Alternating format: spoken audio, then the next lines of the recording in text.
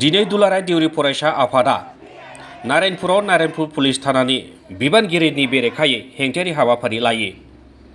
मख'जाथावदि थांनाय 3 खालार समबारखालि माधबदेव मुलुगसोलोंसालिनि 12 थाखोनि फरायसा हमेन देउरिखौ नारायणपुर थानानि पुलिस बिबानगिरि पुष्प कमल बरुवाया जेबो दाय गैयालासिनो राजालामा खाथियाव थाबाय थानाय समावनो बुनायजों लोगोसे थानायाव लांनानै दंफाङाव खानानै बुग्लियो। ससियेल मिडियायाव बुनायनि बाथ्राया गोसारोब्ला लकआपआव सोनानै दोनगोन होननानैबो हुमखि होनायनि अजद पुलिस बिबानगिरिनि बेरेखायै। मख'जाथावदि बुजानाय फरायसानि भिडिअ'आ ससियेल मिडियायाव भाइरेल जादोंमोन। हेंथायारि हाबाफारि लानानै पुलिस बिबानगिरिखौ साख्रिनिफ्राय बोख्लायनांगौनि दाबि खालामो देउरि फरायसा आफादा।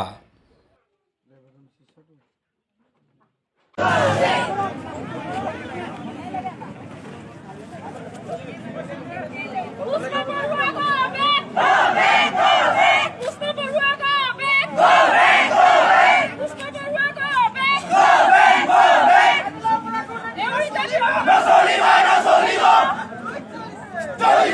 solimos!